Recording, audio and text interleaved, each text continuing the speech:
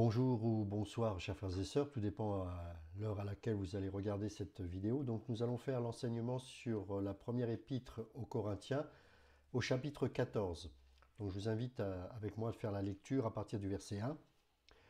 Recherchez l'amour, aspirez aussi aux dons spirituels, mais surtout à celui de prophétie. En effet, celui qui parle en langue ne parle pas aux hommes mais à Dieu, car personne ne le comprend et c'est en esprit qu'il dit des mystères. Celui qui prophétise, au contraire, parle aux hommes, les édifie, les exhorte, les console. Celui qui parle en langue s'édifie lui-même. Celui qui prophétise édifie l'Église. Je désire que vous parliez tous en langue, mais encore plus que vous prophétisiez. Celui qui prophétise est plus grand que celui qui parle en langue, à moins que ce dernier n'interprète pour que l'Église en reçoive de l'édification. Et maintenant, frères, de quelle utilité vous serais-je si je venais à vous parler en langue, et si je ne vous parlais pas par révélation, ou par connaissance, ou par prophétie, ou par doctrine? Si les objets inanimés rendent un son comme une flûte ou une harpe, ne rendent pas des sons distincts, comment reconnaîtra-t-on ce qui est joué sur la flûte ou sur la harpe? Et si la trompette rend un son confus qui se préparera au combat? De même, vous, si par la langue vous ne donnez pas une parole distincte, comment saura-t-on ce que vous dites, car vous parlerez en l'air? Aussi nombreuses que puissent être dans le monde les diverses langues, il n'en est aucune qui soit sans signification. Si donc je ne connais pas le sens de la langue, je serai un barbare pour celui qui parle, et celui qui parle sera un barbare pour moi. De même vous, puisque vous aspirez aux dons spirituels, que ce soit pour l'édification de l'Église que vous cherchiez à en posséder abondamment. C'est pourquoi celui qui parle en langue prie pour avoir le don d'interpréter. Car si je prie en langue, mon esprit est en prière, mais mon intelligence demeure stérile. Que faire donc? Je prierai par l'esprit, mais je prierai aussi avec l'intelligence. Je chanterai par l'esprit, mais je chanterai aussi avec l'intelligence. Autrement, si tu rends grâce par l'esprit, comment celui qui est dans les rangs des simples auditeurs répondra-t-il Amen à ton action de grâce, puisqu'il ne sait pas ce que tu dis? Tu rends, il est vrai, d'excellentes actions de grâce, mais l'autre n'est pas édifié. Je rends grâce à Dieu de tout ce que je parle en langue plus que vous tous. Mais dans l'Église, j'aime mieux dire 5 paroles avec mon intelligence, afin d'instruire aussi les autres, que 10 000 paroles en langue.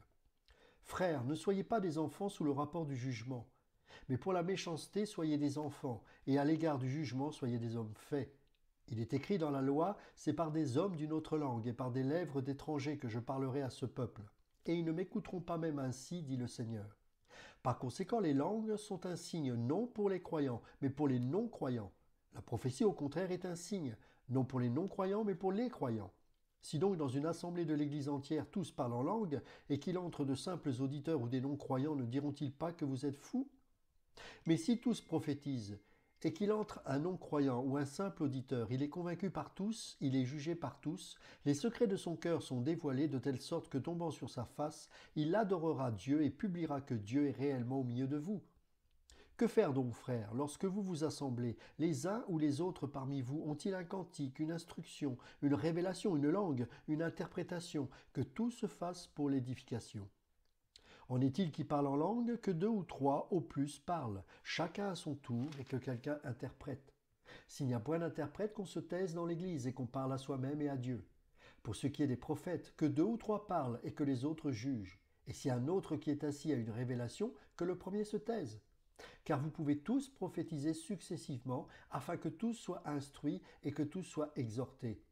Les esprits des prophètes sont soumis aux prophètes, car Dieu n'est pas un Dieu de désordre, mais de paix. Comme dans toutes les églises des saints, que les femmes se taisent dans les assemblées, car il ne leur est pas permis d'y parler, mais qu'elles soient soumises, comme le dit aussi la loi. Si elles veulent s'instruire sur quelque chose, qu'elles interrogent leur mari à la maison, car il est malséant à une femme de parler dans l'église.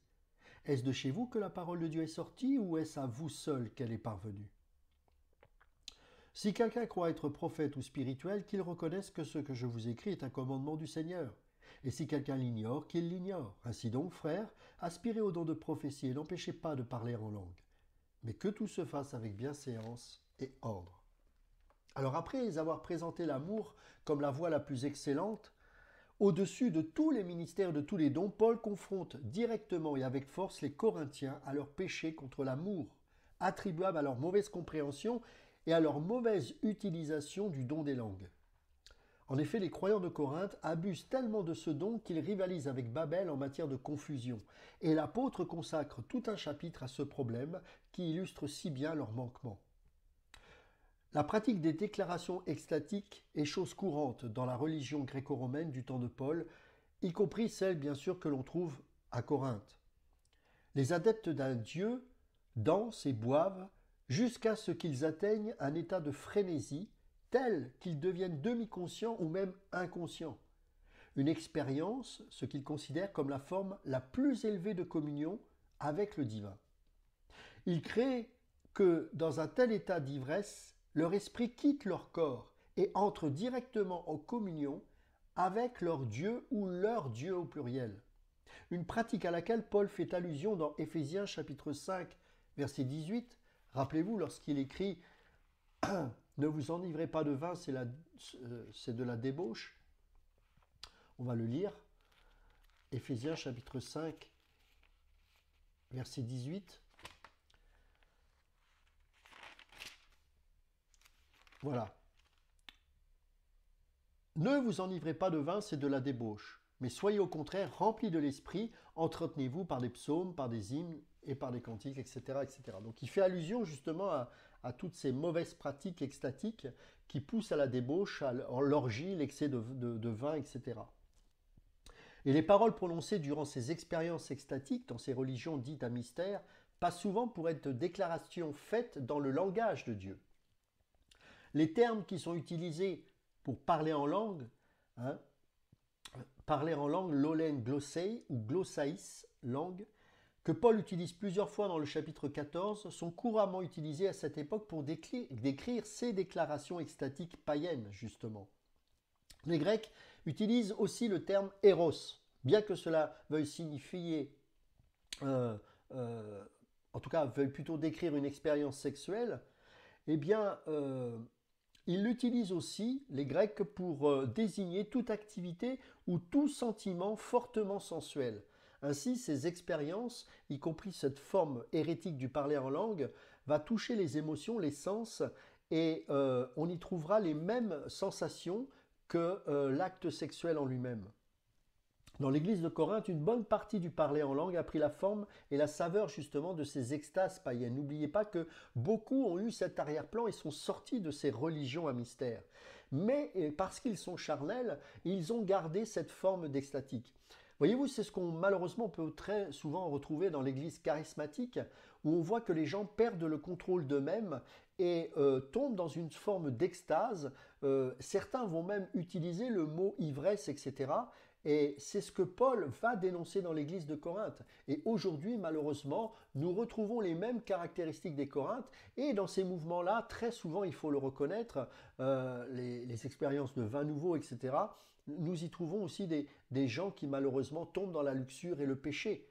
Je ne parlerai pas de certaines assemblées aux États-Unis très connues où les pasteurs ont été dénoncés pour avoir eu de fréquentes relations sexuelles avec de jeunes filles, par exemple. Et comme par hasard, ces gens étaient issus de ces mouvements-là. Là, je ne parle pas de gens qui tombent dans l'adultère et qui parfois pêchent, malheureusement. Je parle d'une pratique sexuelle déviante, faite couramment, et voire même exposée aux yeux de tous, sans pour autant que ces gens qui sont à l'origine de ces péchés ne se remettent en question, et vont même utiliser comme excuse le fait que c'est parce que dans ces expériences extatiques, soi-disant leur Dieu les pousse à agir ainsi. Donc vous voyez qu'on est arrivé dans une situation complètement terrible dans ces milieux-là. En fait, l'émotivité que l'on retrouve aujourd'hui dans ces églises-là neutralise à peu près complètement leur raisonnement. Et l'exhibitionnisme égoïste est courant, chacun cherchant à faire ou à dire ce qu'il veut en même temps que les autres. Et on voit ça au verset 26 que je vous relis là. Que faire donc, frères, lorsque vous vous assemblez les uns aux autres parmi vous? Ont-ils un cantique, une instruction, une révélation, une langue, une interprétation, que tout se fasse pour l'édification, et non pas pour l'édification personnelle. La caractéristique de tous ces mouvements extatiques, c'est un mouvement centré sur ses propres émotions, ses propres sentiments, sur de l'égoïsme. Et ce n'est pas du tout le cœur de Dieu. Dans le corps de Christ, nous sommes conscients de l'autre, Nous ne sommes pas conscients ni de nous-mêmes, ni de nos émotions. Bien sûr que nous recevons des émotions, mais elles doivent rester à leur place. Et en aucun cas, nous devons rechercher des expériences qui vont nous amener dans une dimension extatique, parce que ça, c'est purement orgueilleux et égoïste. Le but des dons, c'est d'édifier l'Église. Les croyants ne sont pas en état d'utiliser convenablement les véritables dons spirituels ou de manifester convenablement le véritable fruit de l'esprit. Comme une assemblée aussi mondaine, égoïste, partisane, envieuse, jalouse, portée à la division, querelleuse, arrogante, désordonnée, malhonnête, inconsidérée, avide, immorale et méprisante envers le repas du Seigneur, comment elle pourrait, cette Église, exercer les dons de l'Esprit? Tout ce que je vous résume ici, qui paraît choquant, c'est ce que nous retrouvons dans l'Église de Corinthe. Et malheureusement, nous retrouvons dans ces églises charismatiques, pas tous, mais une grande partie, oui, certaines branches. Et on voit notamment que des pasteurs utilisent même des termes choquants comme la drogue, l'ecstasy, la cocaïne, les choses en faisant allusion à ça comme une expérience spirituelle, donnant l'impression que c'est comme si on retournait dans ces choses que l'on recherchait quand on était dans le monde et quand on était toxico. J'ai moi-même rencontré personnellement quelqu'un, je tairai le nom, qui faisait partie qui était en plus responsable des jeunes. Donc vous imaginez les dégâts que ça peut créer. Et dans une grande conférence où il y avait plein de, entre guillemets, chrétiens évangéliques, eh bien, ce monsieur se vantait d'avoir une expérience extraordinaire dans l'esprit et disait devant moi, sans aucune honte, ah, c'est comme si on avait pris une bonne dose de cocaïne. Ce même monsieur, un jour, est venu prêcher auprès des jeunes et il a poussé les jeunes à avoir une expérience extatique de l'ordre l'aboiement des chiens et des choses comme ça. Et moi-même, je suis allé me plaindre auprès du responsable de cette conférence en disant que ce que faisait ce monsieur était dangereux parce que pas mal de ces jeunes venaient d'un milieu d'ex-toxico, etc. Et on les incite à retrouver ce genre d'expérience. Du coup, leur vision de Dieu va être faussée parce qu'à chaque fois, ils vont rechercher des émotions qu'ils avaient dans la drogue et qu'ils vont essayer de retransmettre en utilisant le terme esprit avec un grand E, alors que ce n'est pas l'esprit de Dieu, bien évidemment, pour garder ce genre d'émotion. Et c'est pas ce que l'on demande à un enfant de Dieu. Et cela montre bien que la plupart du temps, il n'y a pas une réelle et profonde transformation et nouvelle naissance. Malheureusement, ces mouvements-là, en France, ont fait des dégâts terribles. Et je vous assure que ça a été un champ de ruines par la suite. On a trouvé des gens qui sont retombés dans la drogue, des gens qui sont tombés dans l'adultère. Bref, aucun équilibre. Le gros problème de ceux qui ont su passer à travers ces choses-là, c'est que nous avons des gens qui sont tellement centrés sur leur ego en recherchant leurs besoins émotionnels au travers de ces fausses expériences, c'est qu'on ne peut plus rien leur dire. Et ces gens-là n'ont plus de repères, n'ont plus de communion, n'ont plus de désir de retrouver une assemblée. Et parce qu'ils se sentent supérieurs à cause des expériences que les autres n'ont pas, mais que eux vivent, eh bien, ils estiment qu'ils ne peuvent pas se mettre à la hauteur des autres. Or, c'est tout le contraire. Ils doivent penser qu'ils ont des sacrés problèmes et qu'ils ont besoin de revenir à la parole. Nous sommes exactement dans l'église de Laodicée, qui est décrite dans le livre de l'Apocalypse, et comme on le voit ici, dans l'église des Corinthiens.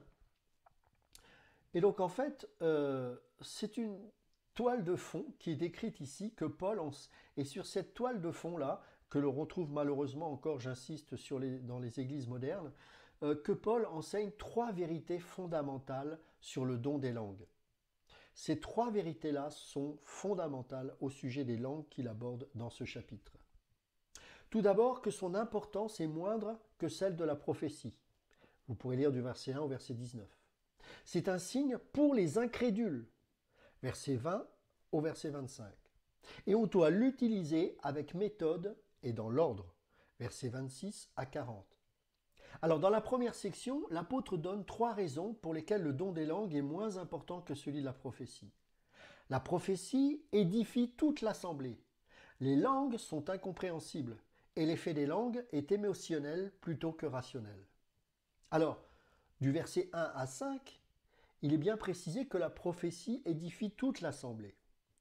Il est dit de rechercher, et le mot ici est traduit par dioko en grec qui signifie suivez, chassez ou poursuivez de toutes ses forces, et qui est même parfois traduite par persécuter. On voit ça dans 2 Corinthiens chapitre 4, verset 9, je vais vous le lire, 2 Corinthiens chapitre 4, verset 9, où il est écrit persécuté mais non abandonné, abattu mais non perdu. Et le mot persécuté ici, c'est aussi dioko. Par-dessus tout, comme Paul l'a déjà souligné dans le chapitre précédent, les Corinthiens devraient bien sûr rechercher l'amour. Mais le fait que l'amour soit primordial, bien sûr, ne signifie pas qu'il ne faille tenir compte de rien d'autre. Paul dit ensuite « aspirer aussi aux dons spirituels ». Alors le fort désir que les Corinthiens ont des dons n'est pas mauvais en soi, bien évidemment, mais il est mauvais en ce qu'il est égoïstement, comme je disais tout à l'heure, et exclusivement dirigé vers les dons les meilleurs. Relisez 1 Corinthiens chapitre 12, verset 31, où j'avais expliqué que aspirer aux dons les meilleurs, ce n'était pas un ordre, c'était vous aspirer. En fait, c'est un constat négatif. Vous recherchez ce qui est le plus sensationnel, le plus émotionnel. Les dons spectaculaires, en fait, qui attirent l'attention. Leur désir devrait être de mettre leurs dons au service des autres, pas d'en faire étalage. De plus, ils devraient particulièrement aspirer aux dons de prophétie. En grec, l'expression « surtout à celui de prophétie » est une forme verbale au pluriel, littéralement « surtout que vous prophétisiez » et indique non pas que des individus devraient chercher à prophétiser, évidemment, mais que l'Église tout entière devrait désirer voir le don de prophétie utilisé en son sein plus que celui des langues. C'est le don le plus important parce qu'il accomplit ce que les langues ne peuvent pas accomplir. La sorte de parler en langue que pratiquent les Corinthiens n'a absolument aucune valeur d'édification.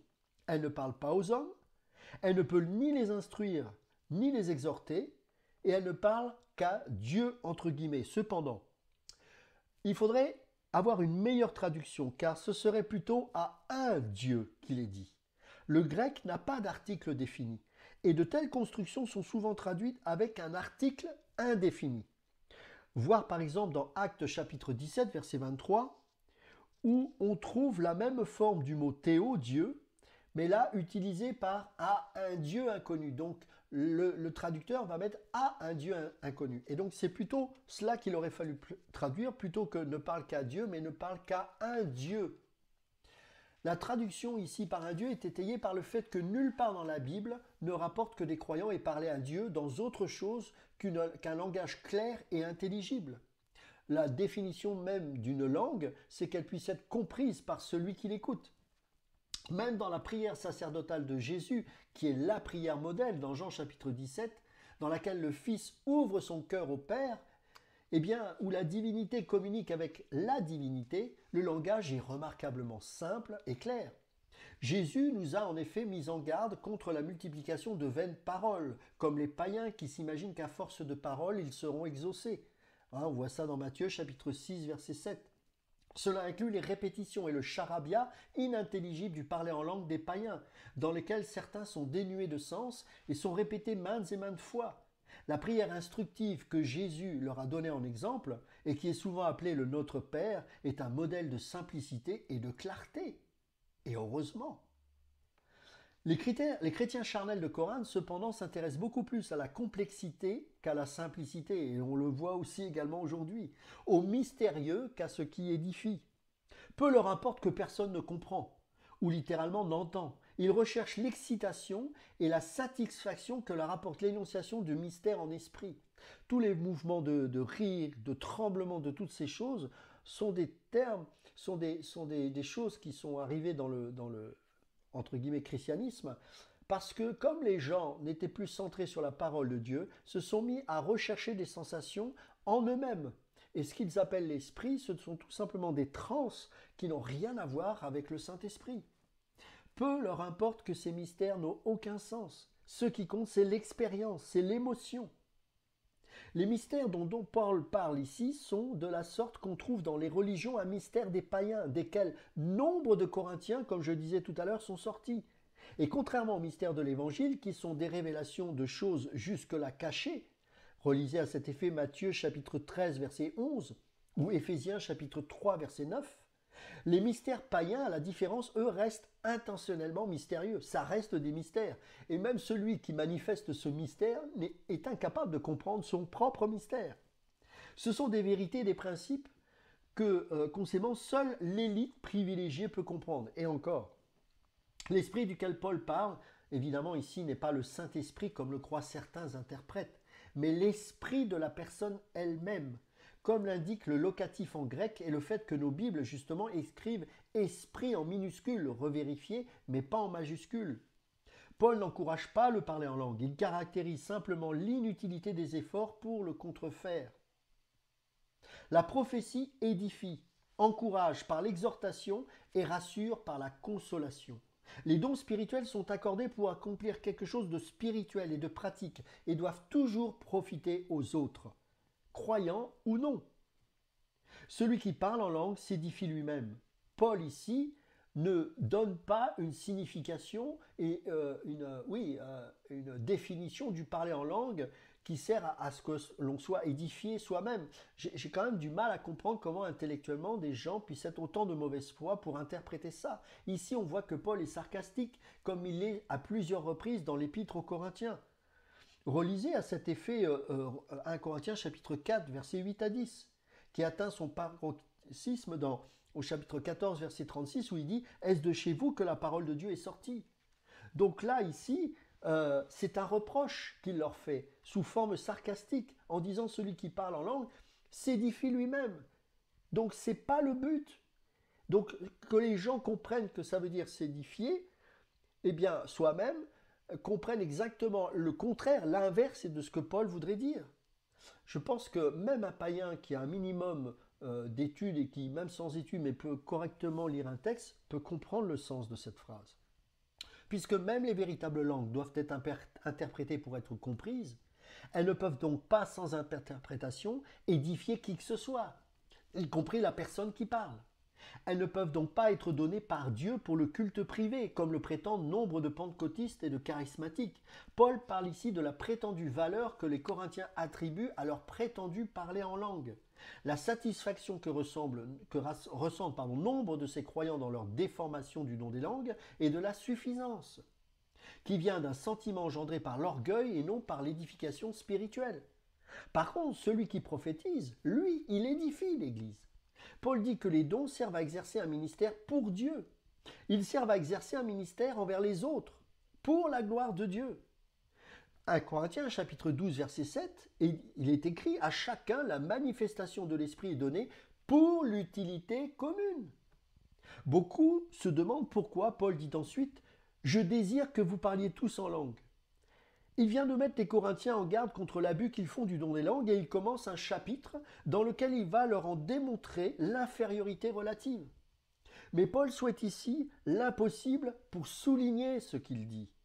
Là encore, c'est une forme de littérature, une forme d'expression littéraire pour mettre l'emphase sur une idée particulière.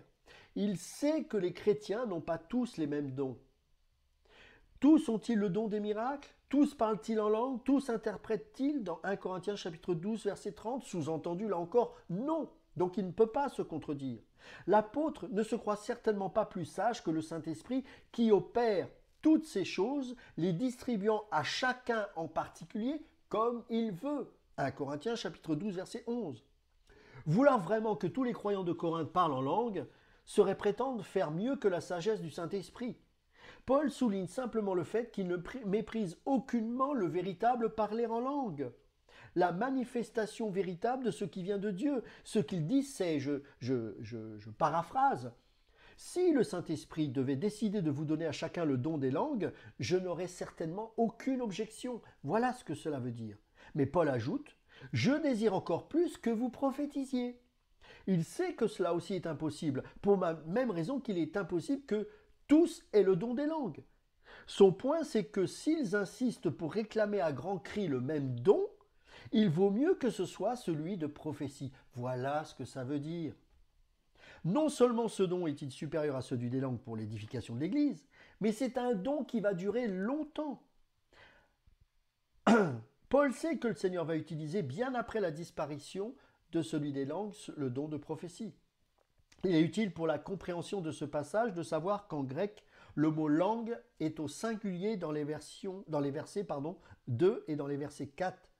Vous retrouvez aussi le mot langue au singulier au verset 13, au verset 14, au verset 19 et au verset 27. Et il est utilisé au pluriel, langue au pluriel, dans le verset 5, verset 6, verset 18, verset 22, verset 23 et verset 39. L'apôtre semble utiliser apparemment le singulier lorsqu'il parle de la contrefaçon et le pluriel lorsqu'il parle du véritable don des langues. Paul utilise le singulier pour le faux parler en langue parce qu'il ne s'agit que d'une langue. Il n'y a pas 50 charabia, il n'y en a qu'un. Donc c'est dans ce sens-là que le mot langue est au singulier. Parce qu'il n'y a pas plusieurs sortes de charabia. Il n'y a pas différentes sortes de langages extatiques païens. Il y a cependant plusieurs sortes de langues associées au don véritable. La seule exception est le verset 27 où il est question de quelqu'un qui parle une seule langue véritable. Mais sinon, lorsqu'il est parlé de langue au singulier en dehors de ce contexte, c'est pour désigner le faux parler en langue, le charabia.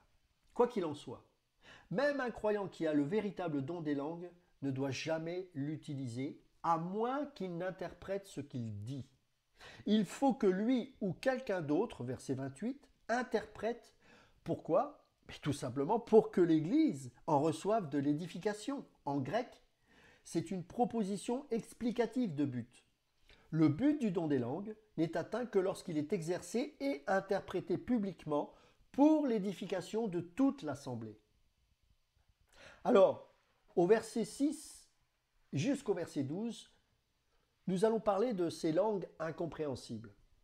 Il est incroyable que certains chrétiens accordent autant d'importance à des déclarations privées ou publiques que personne, pas même celui qui parle, n'a la moindre chance de comprendre. Dans certains cas, on a pu démontrer que les prétendues interprétations n'avaient aucun rapport avec ce qui a été dit. Certains ont mis un interprète à l'épreuve en parlant hébreu ou une autre langue qu'ils connaissaient, mais que l'interprète, lui, ne connaissait pas, et n'ont obtenu des traductions sans aucun rapport avec ce qui avait été dit. Comme certains Corinthiens, de tels interprètes font non seulement passer leur glorification personnelle avant l'édification de l'Église, mais en plus ils trompent les autres. Je me rappelle, dans les églises assemblées de Dieu, vous aviez toujours le même charabia en langue, et vous aviez toujours une personne qui interprétait, généralement comme par hasard des femmes, je ne me demandais pas pourquoi, j'en sais rien, comme si les hommes n'étaient pas en mesure d'interpréter, mais enfin bref, admettons. Et c'était toujours les mêmes choses. Et on voyait bien, tout le monde faisait semblant de dire Amen et de croire que c'était de Dieu, mais c'était ridicule, il n'y avait rien de divin là-dedans. Et très souvent, ces personnes-là, lorsque vous les regardiez, se comportaient comme des gens supérieurs aux autres parce qu'ils avaient ce don-là, alors qu'ils n'avaient rien du tout à ce niveau-là. C'était simplement une reproduction de ce que les Corinthiens pouvaient reproduire également, dû à leur arrière-plan de religion extatique. Et ça, c'est juste pour la satisfaction de l'ego, ce que la Bible condamne bien évidemment. Alors, en d'autres termes, Paul est en train de dire ceci. Aussi nombreuses que puissent être dans le monde les diverses langues, il n'en est aucune qui soit sans signification. C'est ce que Paul veut leur faire comprendre. De même, vous, puisque vous aspirez aux dons spirituels, que ce soit pour l'édification de l'Église que vous cherchiez à en posséder abondamment. En d'autres mots, si vous désirez ardemment exercer des dons spirituels, faites-le comme Dieu veut que vous le fassiez, pour le profit de l'Église, en particulier pour son édification. Voilà encore une affirmation claire du fait que ce don doit être exercé en public et non en privé, et qu'il doit profiter à toute l'Église. Or, aujourd'hui, on entend « Oui, moi, je parle en langue chez moi dans ma chambre et ça m'édifie moi-même. » Mais oui, mais c'est un péché, parce que c'est exactement le contraire du but des langues, qui est d'édifier le corps du Christ, et en cela, il doit être exprimé en public. Le temps présent de Zetko, cherchier ou chercher, indique une action habituelle et continue. Le but du don des langues, comme de toutes les langues, est la communication. Logique. Actes chapitre 2, verset 6, il est dit « chacun dans sa propre langue ». Rappelez-vous quand les langues sont apparues, hein, comme des langues de feu. Chacun parlait, on va le lire d'ailleurs, Actes chapitre 2, verset 6.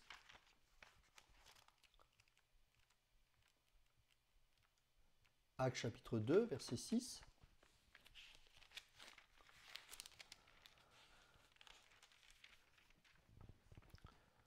Au bruit qui eut lieu, la multitude accourut et elle fut confondue parce que chacun les entendait parler dans sa propre langue. Communication.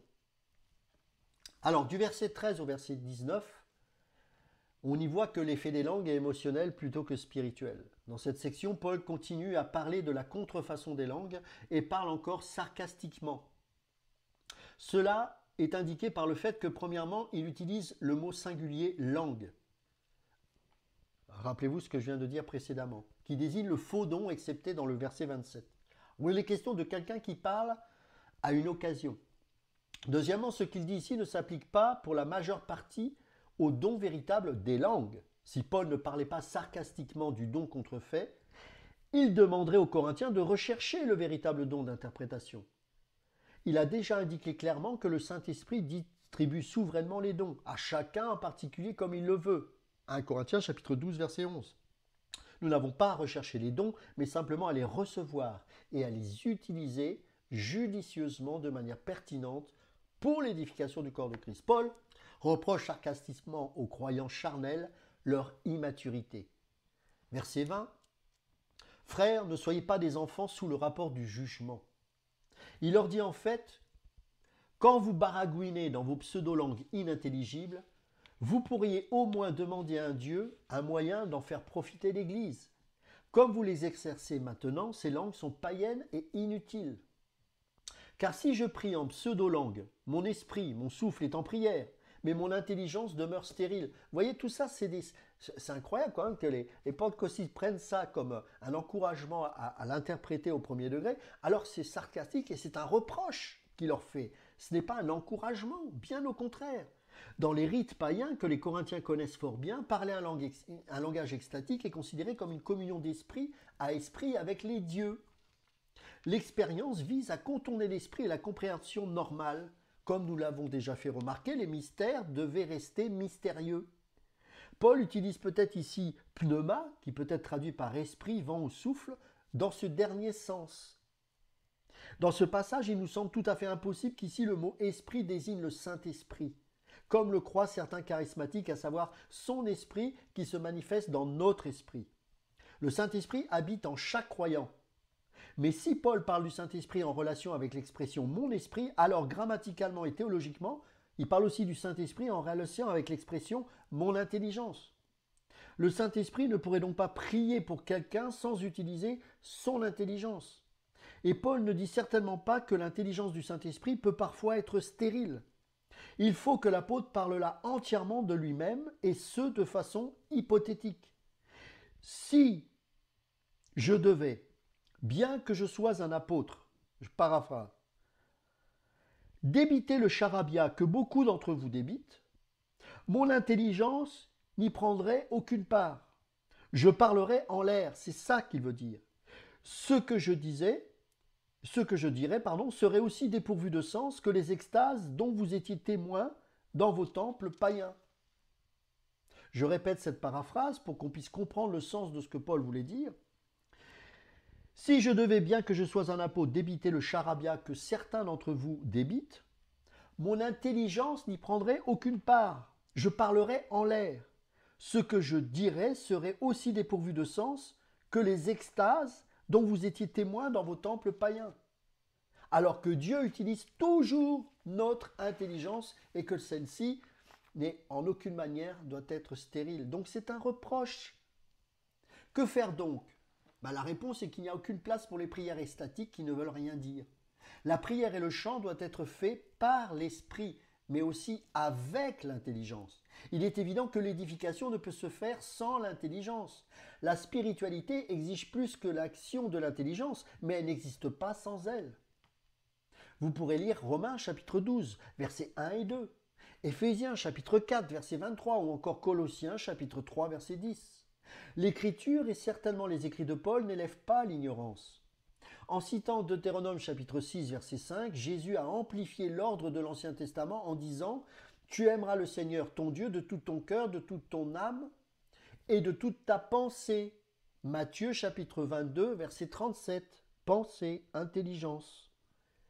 Prier, chanter en langue ne sert à rien et Paul ne le ferait pas. Autrement, si tu rends grâce par l'Esprit, comment celui qui est dans les rangs des simples auditeurs répondra-t-il Amen à toute action de grâce puisqu'il ne sait pas ce que tu dis. Les mots simple auditeur rendent le grec idiotesse, dont le sens ordinaire est ignorant, non initié. Celui qui ne connaît pas la langue qui est parlée ne peut certainement pas comprendre ce qu'il entend.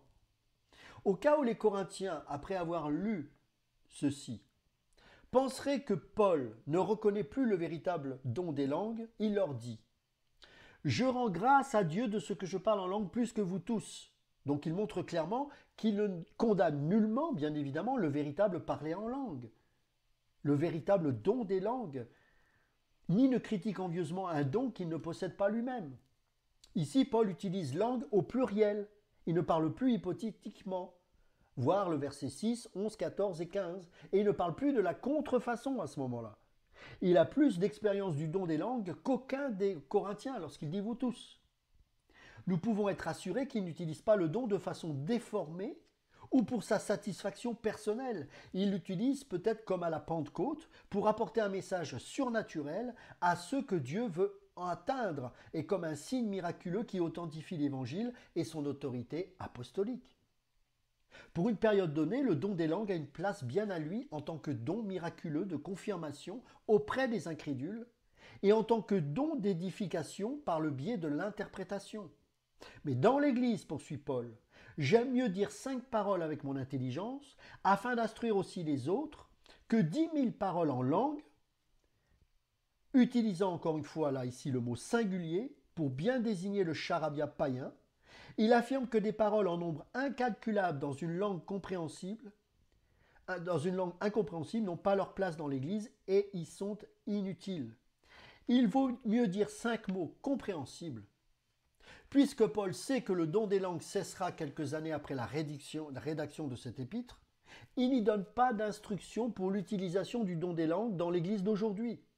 Il ne donne même pas ce genre d'instruction aux Corinthiens puisqu'il parle du don contrefait qui repose sur l'émotivité égocentrique et ne vient pas du Saint-Esprit. Ce qu'il donne aux Corinthiens, de même qu'aux croyants de tous les temps, ce sont des mises en garde contre l'utilisation de substituts égoïstes, mondains, charnels, inefficaces et déshonorants pour Dieu, à la place des véritables dons spirituels que Dieu a voulu qu'on exerce dans la puissance et le fruit de l'Esprit et pour la bénédiction et l'édification du corps de Christ, donc de son Église.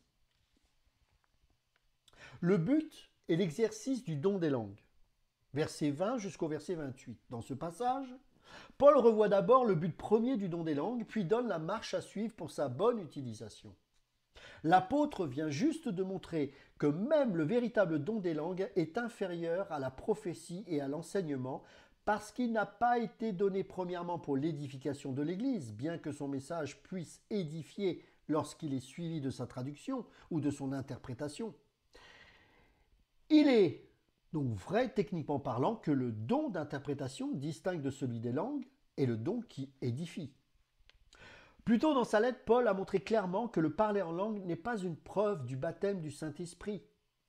Nous avons tous été en effet baptisés dans un seul esprit pour former un seul corps. 1 Corinthiens chapitre 12 verset 13.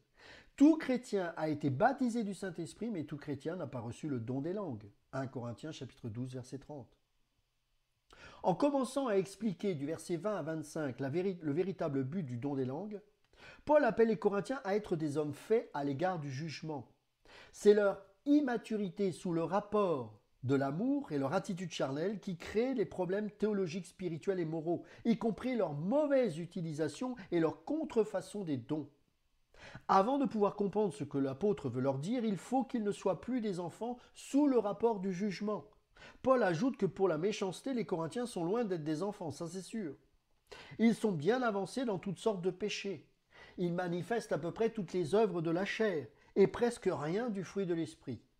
Ils sont des enfants flottant et emportés à tout vent de doctrine par la tromperie des hommes, par leur ruse dans les moyens de séduction. Éphésiens chapitre 4 verset 14. En abusant égoïstement du don des langues, ils sont entre autres choses insensibles au reste de la famille de Dieu. C'est pas un hasard si Paul met l'accent sur l'amour au chapitre 13, car il voit bien que les Corinthiens sont quasiment dénués d'amour et focalisés sur des dons extatiques. On ne peut pas les instruire parce qu'ils ne veulent pas l'être.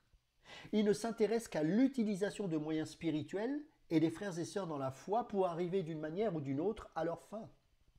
Il ne s'intéresse pas à la vérité mais à l'expérience, pas à la saine doctrine et à la vie sainte, mais seulement aux bonnes sensations, contrairement aux Béréens dans Actes chapitre 17 verset 11. Les Corinthiens ne vérifient pas ce qu'ils entendent dans les Écritures. Ils ne se préoccupent pas d'éprouver les esprits pour savoir s'ils sont de Dieu, comme dans 1 Jean chapitre 4 verset 1. Si quelque chose sonne bien, ils le craignent, ils le respectent. Si ça leur fait du bien, ils le font. Comme avec les Israélites du temps des juges, chacun faisait ce qui lui semblait bon. Juge chapitre 17 verset 6 et chapitre 21 verset 25. En espérant avoir fait honte aux Corinthiens en les mettant face à leur abus des dons, Paul leur explique la véritable raison d'être des langues. Il commence par une citation libre d'un passage d'Ésaïe, Ésaïe chapitre 28 verset 11 et 12. Et des centaines d'années avant Jésus-Christ, le Seigneur a dit à Israël: « C'est par des hommes d'une autre langue et par des lèvres d'étrangers que je parlerai à ce peuple, et ils ne m'écouteront pas ainsi. » Pas même ainsi, pardon. Cette autre langue, leur dit Paul, c'est ce dont vous faites expérience dans le don des langues. Dieu a donné cela comme un signe, non pour les croyants, mais pour les non-croyants. Voilà le point central du chapitre 14. Ce don a été donné comme un signe pour les non-croyants, particulièrement pour les juifs incrédules. Il s'agit d'un triple signe. Un signe de malédiction, un signe de bénédiction et un signe d'autorité.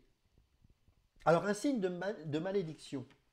Une quinzaine d'années environ avant qu'Ésaïe ne fasse cette prophétie sur d'autres langues venant des lèvres d'étrangers, le royaume du Nord a été conquis et occupé par les Assyriens en 722 avant Jésus-Christ à cause de son incrédulité et de son apostasie.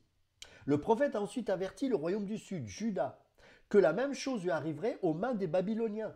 Mais les conducteurs orgueilleux n'ont pas écouté Ésaïe. Son enseignement était trop simple.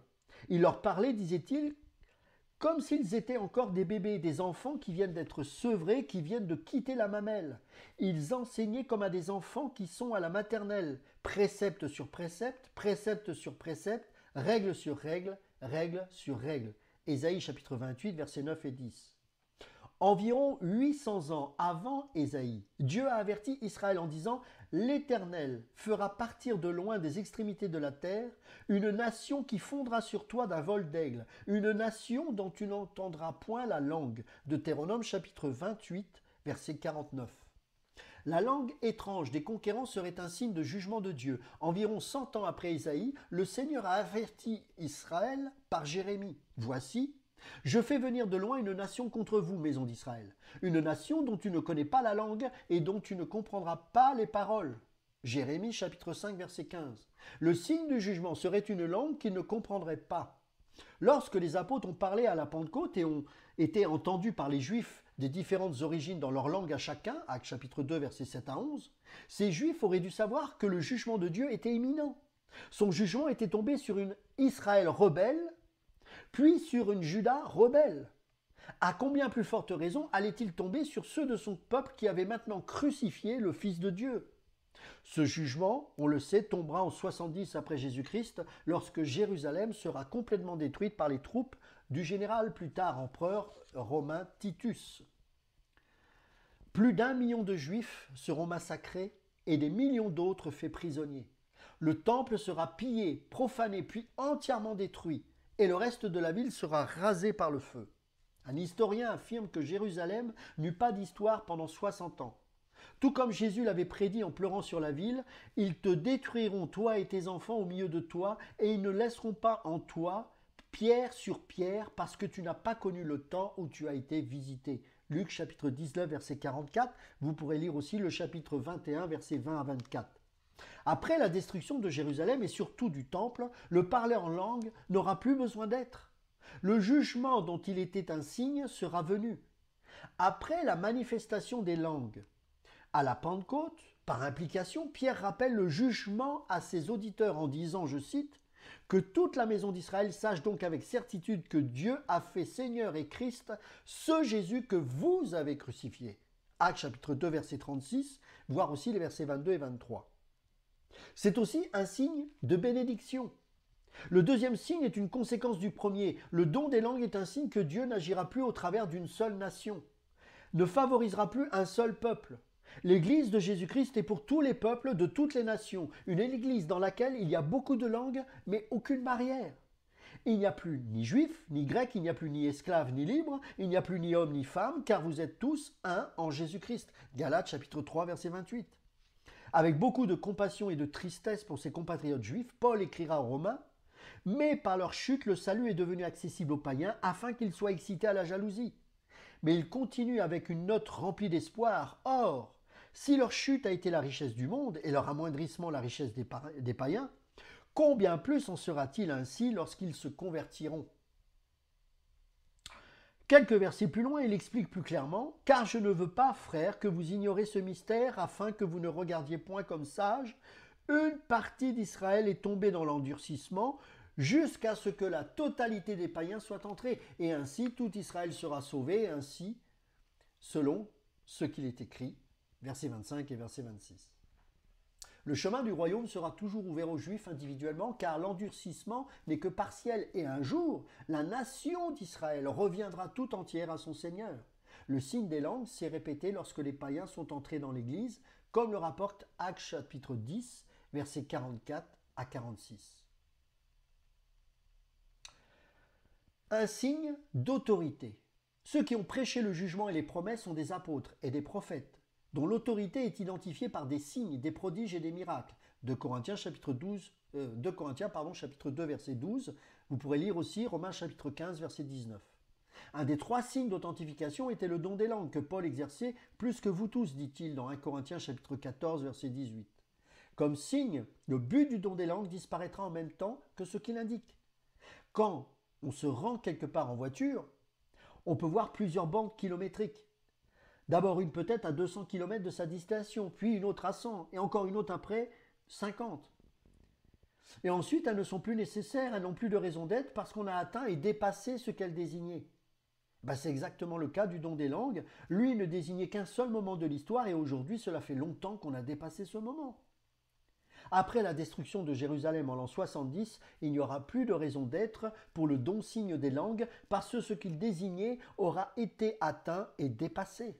Israël a été mis de côté, les païens sont entrés et les apôtres ont livré la foi donnée aux saints une fois pour toutes.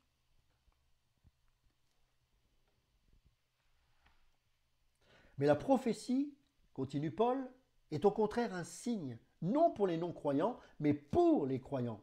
Comme l'indique Darby, entre crochets est un signe, n'est pas dans le texte grec et a été ajouté à la traduction. La grammaire grecque permet de donner une telle signification au texte, mais elle n'est pas nécessaire. Puisqu'il n'est parlé nulle part ailleurs de la prophétie comme d'un signe, je ne crois pas que ce soit ce que Paul a voulu dire ici.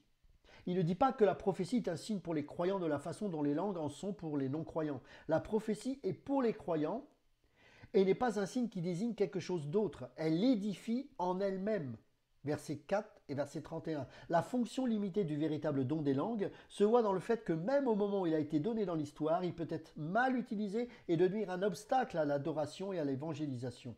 Si tous ceux qui ont ce don parlent en même temps et qu'il entre de simples auditeurs ou des non-croyants, ne disent-ils pas que vous êtes fous, comme dans le verset 16 ? Je crois que idiotesse, simple auditeur, a le sens d'ignorant et de non-initié. Un païen non-croyant sera rebuté si dans une assemblée de l'Église entière tous parlent en langue, parce qu'il ne verra aucun sens dans le signe. Un juif non-croyant sera rebuté par la cacophonie et la confusion. Maïnoman, traduit par fou, signifie enragé, hors de soi. Un non-croyant juif ou non-juif sortira d'une telle réunion en pensant qu'il s'agissait d'un autre rituel sauvage et insensé, très semblable à ceux du paganisme qu'ils avaient l'habitude de fréquenter. Bien qu'elles n'étaient pas données pour l'édification, les langues devaient néanmoins être comprises, et non pas pour causer de l'ahurissement. La surprise des Juifs venus à Jérusalem à la Pentecôte résultait du fait que chacun comprenait ce qui était dans sa propre langue. D'autre part, si tous prophétisent et qu'il entre un non-croyant ou un simple auditeur, il est convaincu par tous et il est jugé par tous. Ces termes judiciaires indiquent que la prédication de la parole amène les hommes à la conviction que l'argument est vrai et qu'ils sont jugés en fonction de leur réponse. Paul continue de contraster les langues avec la prophétie en montrant encore la supériorité de la prophétie. Le terme prophétie est utilisé ici dans son sens le plus général de proclamation de la parole de Dieu. Quand on la proclame, elle touche le cœur des hommes et produit une conviction de péché qui est le premier pas vers l'acquisition de la foi. Celui qui est convaincu de péché se voit tel qu'il est parce que les secrets de son cœur sont dévoilés. Il découvre ses intentions et ses actes pécheurs de telle sorte que, tombant sur sa face, il adore Dieu et publie que Dieu est réellement au milieu des croyants. Le témoignage le plus puissant de l'Église n'est pas ses extases, mais sa proclamation claire de la parole puissante de Dieu. Hébreux chapitre 4 verset 12. Lorsque les langues sont mal utilisées, elles ne créent que confusion, frustration et ahurissement. Les non-croyants sont repoussés et les croyants ne reçoivent aucune édification. Mais la prophétie édifie les croyants et évangélise les non-croyants. Alors, du verset 26 au verset 28, le point important ici, c'est que la Bible préconise l'utilisation méthodique du don des langues en accord avec le modèle divin, contrairement à la façon confuse dont les Corinthiens semblent faire toute chose. Qu'ils aient un cantique, une instruction, une révélation, une langue, une interprétation, ils veulent tout faire en même temps. Ils ne se soucient pas de servir, d'apprendre ou d'édifier, mais seulement de s'exprimer et de se glorifier eux-mêmes. Chacun veut l'attention et la prééminence. Un cantique est un psaume de l'Ancien Testament chanté ou peut-être lu. Une instruction est peut-être une doctrine ou un sujet favori qu'on expose. D'autres membres ont ce qu'ils pensent être une révélation de Dieu. D'autres parlent dans une langue véritable ou contrefaite. Et d'autres en ont une interprétation. Excepté pour la possibilité de langue contrefaite, toutes ces choses sont bonnes et ont une place légitime dans le culte à l'époque.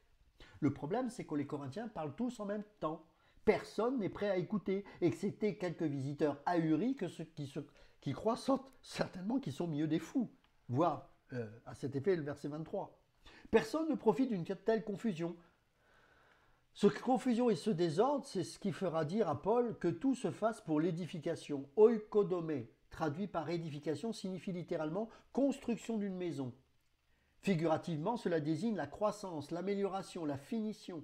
La vie spirituelle des croyants doit être édifiée, améliorée et perfectionnée jusqu'à sa plénitude ou sa complétude.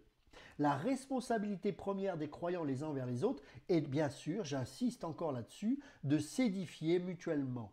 L'édification est une tâche primordiale de dirigeants dans l'Église. Lisez à cet effet Éphésiens chapitre 4 versets 11 et 12.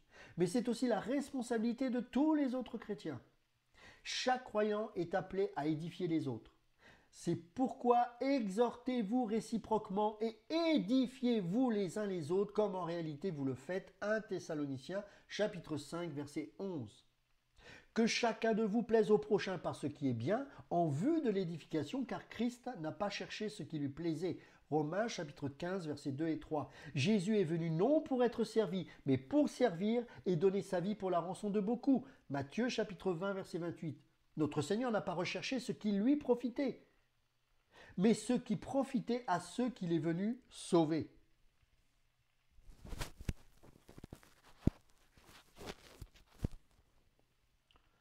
Une seule chose édifie le chrétien, la parole de Dieu. C'est là l'outil de toute édification spirituelle. Toute écriture est inspirée de Dieu et utile pour enseigner, pour convaincre, pour corriger, pour instruire dans la justice, afin que l'homme de Dieu soit accompli et propre à toute bonne œuvre.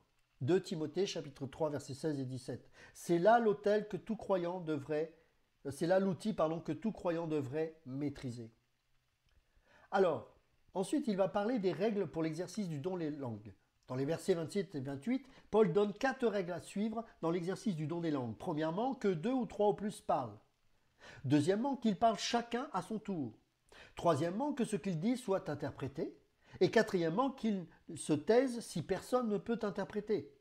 Contrairement à nombre d'extases païennes que les chrétiens de Corinthe imitent, le Saint-Esprit n'agit pas par ceux qui ont perdu tout contrôle d'eux-mêmes, qui sont terrassés par l'Esprit. Ils exercent tous ces dons par l'Esprit conscient et éveillé des saints. Premièrement, en est-il qui parlent en langue? Que 2 ou 3 au plus parlent. Dans chaque culte, pas plus de 3 et de préférence pas plus de 2 ne doivent parler en langue. Bien que Paul ait jusqu'ici utilisé le mot singulier langue en parlant du don contrefait, il semble clair qu'il parle ici d'une véritable langue, bien évidemment. Il peut difficilement donner des règles pour l'utilisation d'une contrefaçon. Il utilise ici le singulier langue pour concorder avec le sujet qui est singulier, quelqu'un, car on ne parle normalement qu'une langue à la fois. Deuxièmement, ces 2 ou 3 croyants ne devraient pas parler simultanément comme ils semblent le faire, mais chacun à son tour. L'ordre, la compréhension et la simple courtoisie exigent une telle procédure. Il serait déjà suffisamment difficile de comprendre plusieurs personnes parlant simultanément la même langue, mais ce serait l'asile si elles parlaient des langues différentes.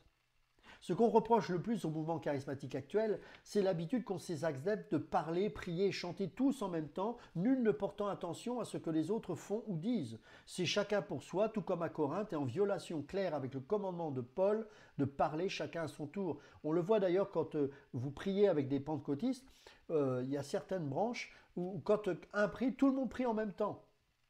Mais je m'adresse à Dieu certes, mais en priant, j'édifie aussi mon voisin. Donc si tout le monde parle en même temps, comment je peux comprendre la prière de mon voisin, sachant qu'ils sont tous en train de parler en même temps? Troisièmement, que quelqu'un interprète. Tout ce qui se dit en langue doit être interprété apparemment par un seul interprète si on respecte la grammaire grecque. Quatrièmement, s'il n'y a point d'interprète, qu'on se taise dans l'Église. Bien que parler en langue et traduire ces langues soient des dons différents, on ne doit pas les utiliser l'un sans l'autre. Un interprète ne peut pas exercer son don à moins que quelqu'un ne parle en langue. Et on ne peut pas parler en langue à moins qu'un interprète ne soit présent. L'instruction de Paul laisse sous-entendre que l'Assemblée connaît ceux qui ont le don d'interpréter. Si aucun de ces personnes n'est présent, on ne doit pas parler en langue. La règle est claire et simple. S'il n'y a pas d'interprète, personne ne parle en langue. Si quelqu'un se sent néanmoins poussé à parler, qu'il médite et prie, qu'il parle en silence, à soi-même et à Dieu. Alors, du verset 29 à 40, nous allons parler de l'exercice du don de prophétie. Dans les versets 29 à 33a, c'est-à-dire la première moitié du verset 33, Paul donne 4 règles pour l'exercice de la prophétie. Premièrement, seuls 2 ou 3 doivent parler. Deuxièmement, les autres doivent juger ce qui est dit. Troisièmement, si quelqu'un d'autre reçoit une révélation, le premier doit lui céder la place. Quatrièmement, chacun doit parler à son tour. Premièrement, que 2 ou 3 parlent seulement durant le culte. Ces prophéties du Nouveau Testament parlent au nom du Seigneur de 2 façons. Parfois, ils transmettent de nouvelles révélations de Dieu à l'Église, et parfois, en répétant ce que les apôtres ont déjà dit, ils proclament ce qui a déjà été révélé, comme le font d'ailleurs les prédicateurs d'aujourd'hui. Deuxièmement, lorsque les prophètes parlent dans une réunion, les autres prophètes jugent, diakrino en grec. Les prophètes qui jugent ont peut-être le don de discernement. Ou bien, ils comparent simplement ce qui a été dit à ce qu'ils connaissent de la parole et de la volonté de Dieu, quoi qu'il en soit. Ils évaluent collectivement la validité des messages des prophètes. Le Saint-Esprit permet à ces prophètes qui évaluent d'éprouver les esprits pour savoir s'ils sont de Dieu. 1 Jean chapitre 4 verset 1. Puisque les prophètes reçoivent parfois de nouvelles révélations, il est vital que tout ce qu'ils prêchent et enseignent soit véritable et conséquent avec la parole de Dieu. Étant donné qu'ils aident à établir le fondement de l'Église, la validité de leur enseignement est de la plus haute importance. Aucun prophète ne peut agir unilatéralement dans l'enseignement. Chacun d'eux a des comptes à rendre à tous les autres. Troisièmement, si un autre qui est assis a une révélation, que le premier se taise. Une nouvelle révélation a préséance sur la réitération de quelque chose qui a déjà été enseigné. Ce n'est pas que les vérités enseignées dans ces nouvelles révélations soient nécessairement plus importantes que ce qui a déjà été proclamé, mais qu'à ce moment-là, ce qui est nouveau doit être entendu dire que le Seigneur les communique. C'est-à-dire que cela n'est plus un problème dans l'Église d'aujourd'hui, évidemment parce que l'aspect révélation du ministère prophétique a cessé une fois achevée la rédaction du Nouveau Testament, bien évidemment. Donc toutes ces révélations, lorsqu'il y en a une nouvelle, elle doit prendre la priorité sur celle qui répète déjà une doctrine connue, pas parce qu'elle est plus importante, mais parce que celle-ci étant nouvelle, elle a besoin d'être entendue. Voilà le sens de l'ordre de la proclamation de ces prophéties. Quatrièmement, que ce soit pour apporter une nouvelle révélation ou pour en renforcer une ancienne, les prophètes devaient prophétiser successivement. Tout comme le parler en langue, il est important qu'une seule personne parle à la fois, afin que tout soit instruit et tout soit exhorté. La conjonction afin, bina en grec, introduit le double but de toute prophétie, l'instruction et l'exhortation.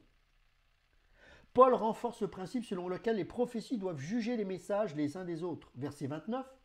Les esprits des prophètes sont soumis aux prophètes. Non seulement les prophètes doivent juger de l'authenticité de ce que disent d'autres prophètes, mais chacun d'eux doit avoir le contrôle de son propre esprit. Dans la Bible, il n'est pas question de révélation hors d'esprit ou hors d'intelligence. Ceux à qui Dieu a révélé en parole n'ont pas toujours pleinement compris le message qu'il donnait, mais ils étaient toujours pleinement conscients du message et de ce qui leur était donné par Dieu. Dieu ne contourne pas l'intelligence des hommes pour leur révéler ou leur enseigner sa parole. C'est faux de croire ça. Dieu ne fait pas ainsi. Il n'y avait pas d'extase ni d'expérience bizarre comme des transes associées à la révélation divine ou aux prophètes, comme c'est déjà le cas dans les révélations démoniaques et malheureusement ce que l'on peut trouver avec les fameuses prophètes et prophétesses qui sont en transe et qui disent des choses qui les dépassent. C'est un arrière-plan animiste ou New Age en fonction de l'arrière-plan que les gens ont, mais en rien de Dieu.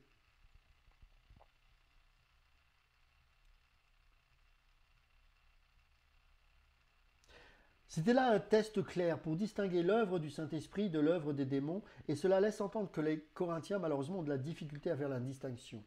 1 Corinthiens chapitre 12, verset 3. Car Dieu n'est pas un Dieu de désordre, mais de paix. Voilà la clé de tout le chapitre. Il est le Dieu de paix et d'harmonie, et non de lutte et de désordre. Lorsque le chaos et le désordre règnent dans les réunions d'une église, il est certain que ce n'est pas l'Esprit de Dieu qui est à l'œuvre. Là où règne l'Esprit, règne toujours, mes amis, la paix. Voir Jacques chapitre 3, versets 14 à 18. Alors, quelles sont les autres règles générales?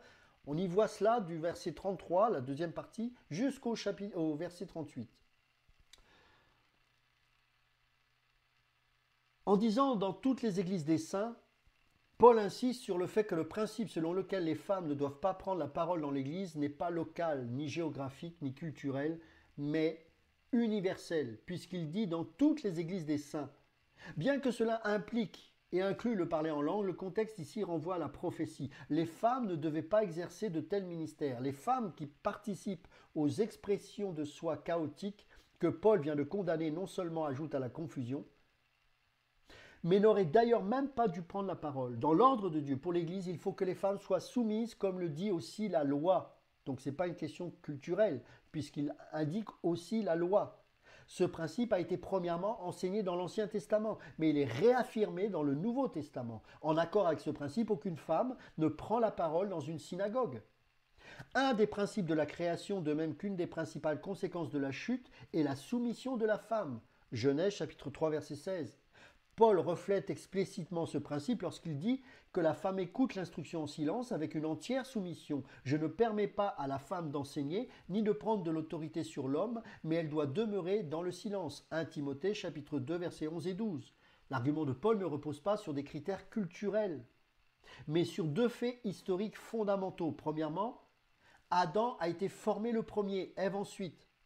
Deuxièmement, Adam n'a pas été séduit, mais la femme, versets 13 et 14. L'homme doit diriger bien sûr dans l'amour et la femme doit se soumettre dans l'amour. Cela est le plan de Dieu. Le parler en langue. Ce n'est pas par accident que comme l'église de Corinthe, bien des églises d'aujourd'hui qui pratiquent le parler en langue et prétendent avoir le don des guérisons permettent aussi aux femmes d'exercer un ministère de prédication. Tout est lié. En fait, bien des groupes charismatiques ont été fondés par des femmes, tout comme nombre de sectes qui sont issues du christianisme. On peut prendre par exemple la fondatrice des Adventistes, Ellen White.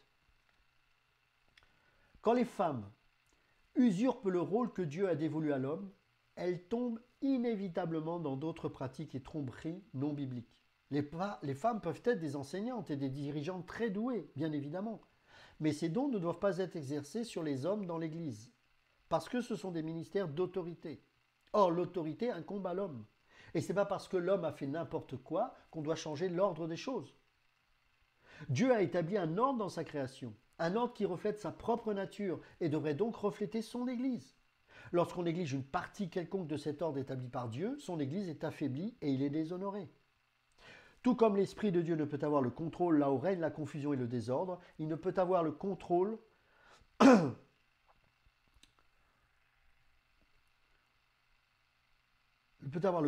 là où règne la confusion et le désordre, excusez-moi. Il ne peut qu'avoir le contrôle là où les femmes usurpent un rôle réservé aux hommes.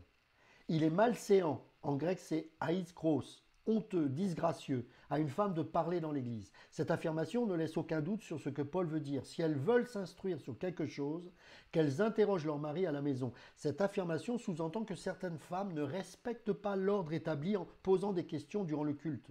Si elles veulent apprendre, ce n'est pas dans l'Église qu'elles doivent s'exprimer et qu'elles doivent exprimer leurs questions et déranger ainsi la réunion. Paul sous-entend bien sûr que les maris chrétiens devraient être bien instruits dans les choses du Seigneur. Alors bien des femmes sont tentées de sortir de leur rôle public, malheureusement à cause de la frustration causée par des maris chrétiens, y compris bien souvent par leur propre mari, qui n'assument pas, j'en conviens, les responsabilités de direction que Dieu leur a assignées. Moi-même, je vois et je subis parfois les conséquences de ça parce que le monde s'imprègne dans le cœur de nos épouses et il est important de tenir ferme. Nous devons aimer, nous devons nous sacrifier. J'ai suffisamment mis en ligne des enseignements qui parlent du rôle du mari et je suis dur envers les époux pour équilibrer le plus possible et ne pas laisser croire aux esprits malveillants que je suis macho, bien au contraire, parce que l'autorité est liée au sacrifice, mais l'homme a une autorité et de la même manière, il est là pour protéger son foyer, protéger sa femme, etc. L'homme aussi, la femme a une sphère aussi au niveau de son foyer, etc. Dans l'Église, les ministères d'autorité incombent à l'homme parce que c'est l'ordre que Dieu a établi. C'est ainsi.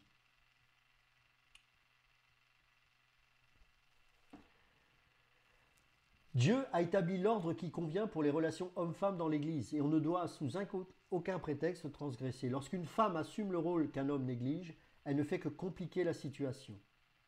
Une femme ne peut pas remplacer un homme dans ces choses. Dieu a souvent conduit des femmes à faire un travail que des hommes, effectivement, ont refusé de faire. On le voit dans la Bible, mais il ne leur a jamais demandé de le faire en assumant des rôles qu'il a réservés aux hommes.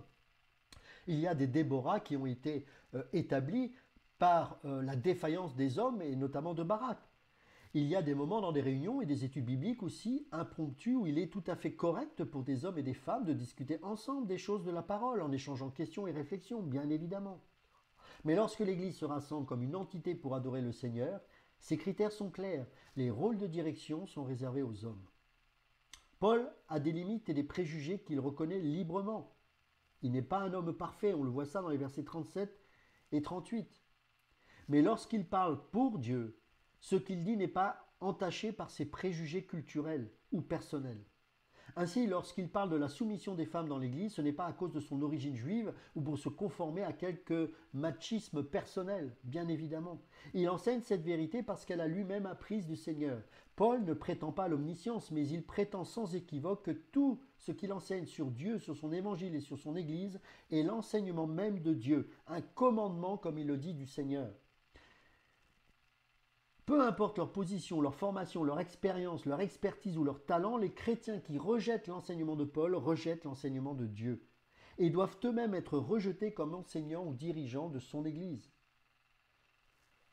Enfin, au verset 39 et 40, Paul termine le chapitre en adressant une exhortation sommaire aux Corinthiens pour qu'ils apportent plus d'importance à la prophétie dans leurs réunions sans pour autant rejeter ou mépriser le véritable parler en langue. Ils doivent collectivement aspirer, deuxième personne du pluriel, au don de prophétie, parce que c'est ce don qui édifie le plus. Encore une fois, selon les formes verbales, Paul n'encourage pas chaque croyant à rechercher le don de prophétie. Vous reprenez les commentaires que j'ai faits à cet effet précédemment. Bien qu'il soit secondaire par rapport à la prophétie, le véritable parler en langue exercé de la façon prescrite ne doit pas être ridiculisé ou interdit. N'empêchez pas est aussi au pluriel et n'encourage pas à rechercher individuellement les langues, mais désigne l'Église en tant que groupe qui permet l'usage légitime du don véritable. Les langues sont un don limité par son but et par sa durée, mais c'est un don du Seigneur, et tant qu'il est actif, il ne doit être ni méprisé ni interdit. Le tout, il doit être pratiqué dans la bienséance et dans l'ordre. Alors, je suis conscient que ce que je suis en train d'enseigner peut choquer certains frères et sœurs. Ça ne m'empêche pas d'avoir des amis et même de travailler dans le Seigneur, dans la plupart des domaines auxquels nous sommes dans une doctrine commune, avec les charismatiques, comme avec les non-charismatiques, car je suis ni l'un ni l'autre. J'essaie d'être le plus proche de la parole de Dieu. Maintenant, ce que je voudrais, et je terminerai par ça, vous dire, c'est que si véritablement on cherche Dieu, Il suffit simplement de se poser la question, non pas si j'ai raison, mais est-ce que ce que Ludovic explique dans les Écritures est réellement fondé, sachant que je reprends tout simplement une étude personnelle que je sais beaucoup d'autres pasteurs et beaucoup plus reconnus que moi et plus experts en la matière établissent avec autorité et légitimité. Ce que je constate pour avoir expérimenté les deux milieux, que ce soit non charismatique et charismatique, c'est qu'il faut bien reconnaître que le fait de ne pas comprendre clairement ces choses amène les charismatiques à vivre un véritable champ de ruines. Pour être majoritairement en contact avec ces frères et sœurs que j'aime de tout mon cœur, et j'essaye, avec le plus de sagesse possible, de semer la bonne parole, ce qu'il y a de dire, mais aussi l'enseignement avec délicatesse, je remarque que peu sont enclins à se soumettre à la parole de Dieu. Il m'arrive parfois de donner des conseils au téléphone avec des frères et des sœurs, et je remarque que chez certaines personnes, dès qu'on amène à la parole de Dieu, à la suffisance de la parole, ça devient problématique. La plupart sont blessés. Beaucoup tombent régulièrement. Certains sont toujours à la recherche de quelque chose sans prendre conscience que Dieu leur a déjà tout donné. Bref, c'est très souvent des situations dramatiques et au lieu de se remettre en question, de se dire mais ne serait-ce pas le jeu du diable que je suis en train de faire et d'en profiter pour méditer la parole, non, on préfère rester dans cet entêtement alors que, reconnaissez-le, la plupart ont des problèmes de maladie, sont bipolaires, bref, ont des troubles, voire parfois psychologiques assez importants. Et malheureusement, lorsqu'on est encouragé à exalter des dons qui ne sont pas de Dieu et qui édifient notre âme plutôt que édifient l'esprit, eh bien forcément, ça nous amène à un égocentrisme et au bout d'un moment, on n'arrive plus à écouter et à se soumettre à la parole. Alors, je ne partage pas ces enseignements pour les gens qui ne veulent pas entendre ça, c'est pas mon souci. Mais je crois sincèrement que dans le milieu charismatique, parce que je crois aussi au don de l'esprit, je crois au miracle, etc., c'est pas le souci. Mais je crois qu'il y a de plus en plus de gens qui sont conscients qu'il y a des choses qui ne marchent pas. Parce que, voyez-vous, la parole de Dieu, ce n'est pas une recette de cuisine. Et ce n'est pas pour qu'on se glorifie en se proclamant nous-mêmes Dieu. Et je crois même que c'est un des signes de la fin des temps, que ce mouvement charismatique hérétique, je parle de cette branche excessive, torontis, etc., est un des signes de la fin des temps et qui fait que malheureusement, à cause des médias, à cause de cette musique qui est véhiculée à travers ces mouvements religieux, beaucoup de gens tombent dans le New Age. Je vous invite tout simplement à reprendre les Écritures, reprenez les notes, ce que je viens de partager, reprenez aussi des notes de prédicateurs qui justement enseignent correctement par rapport à ce chapitre si controversé du chapitre 14. Et je pense qu'avec un minimum d'honnêteté intellectuelle et d'intégrité, on comprendra que ce que je viens de lire ne sort pas du chapeau, c'est simplement même des réflexions liées, bien sûr conduites par l'esprit, j'ose espérer, mais qui utilisent aussi l'intelligence pour qu'on puisse comprendre la pensée, pas toujours facile, de l'apôtre Paul, mais honnêtement, si on reprend les versets dans leur contexte grammatical, etc., c'est pas si difficile que ça. Simplement, nous avons été enseignés pendant des dizaines d'années dans un format qui fait que c'est difficile pour nous de sortir de ce format et d'avoir une objectivité dans la réception, de la compréhension des Écritures. En tout cas, soyez bénis. J'espère que cela va vous encourager. Je sais aussi que beaucoup de gens se culpabilisent parce qu'ils ne parlent pas en langue, etc. On leur met une pression, je dirais, diabolique en disant « ouais, c'est que tu n'as pas le Saint-Esprit ». C'est complètement, non seulement anti-scripturaire, mais j'ose dire diabolique parce que ça met un joug terrible sur les gens. Voilà, que chacun soit devant Dieu. Et voilà, le but ici, c'est pas que les gens échangent sur ce que je dis, si j'ai tort ou pas. C'est pas le sujet, j'estime que c'est la parole de Dieu. Mais que chacun puisse recevoir en son âme et conscience les Saintes Écritures pour son édification personnelle. Soyez bénis et à bientôt pour les prochaines études.